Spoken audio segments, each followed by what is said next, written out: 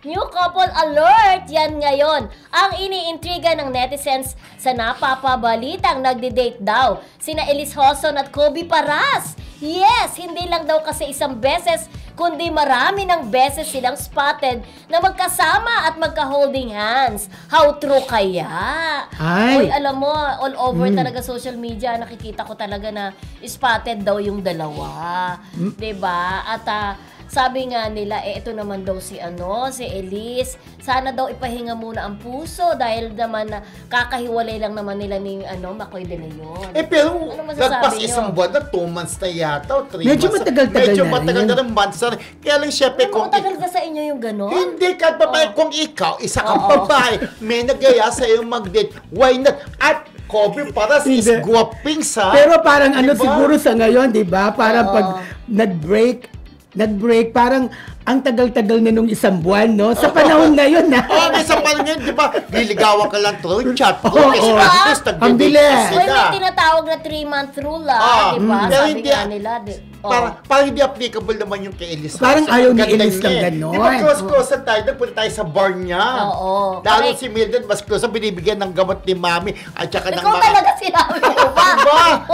Yung pumunta tayo sa wala na yung resto na yun. Ay, no? resto. wala Closing na. account Correct, na. closing Minsan account. ang business, talagang Pero ganun. syempre susubukan natin i-chat, 'di ba, si Mami, si Oo, si Doktora. Doktora Barbara na ina ni Elise Hoson, kung totoo nga ba at kung totoo man, boto kaya siya kay Oo. Kobe Paras. Pero ang di ba? gwapo ni Kobe, tangkad-tangkalan pa, tsaka malaking katawan. Pero marami mga Dahil- Naku, netizens, mag-ingat ka sa malaki. Hindi, malaking katawan, matangkad face, bali kompletos, Ricardo si Correct. Kobe. Pero Sa maraming ganda mga, rin ni Elise. mga netizens ang kontra, 'di ba? Kasi nga alam naman natin na doon sa breakup ni Kailin Alcantara tsaka kay Kobe Paras. Although may mga kumakampi din kay Kobe, Kobe, pero oo. yung sympathy talaga, yung sympatya.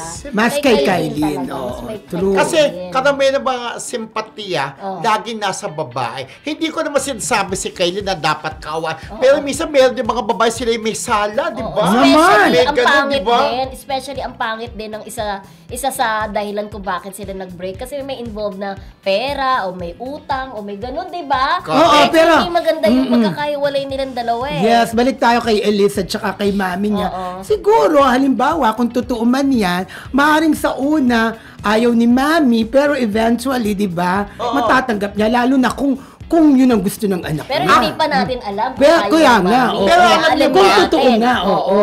Until noon sa pag-iwalay ni Elise dati Oo. at saka si Makoy De Leon, hindi talaga boto si Oo. Mami. Yes, Hanggang Parang- sa pinakadulo talaga. Parang eh, hindi no? nag-effort si Makoy. Di umano ha, Oo. kay Mami Barbara para maging okay sila.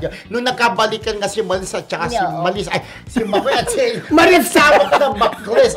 Nung nagkabalikan ng Maclis, Oo. diba, super abroad si Mother. Oo. Parang, ay, ayoko yan. Oo. Parang ganun. Sumama ang loob niya. Sumama ang loob niya. Nag-abroad siya. Correct. Naku, yan ang aabangan natin.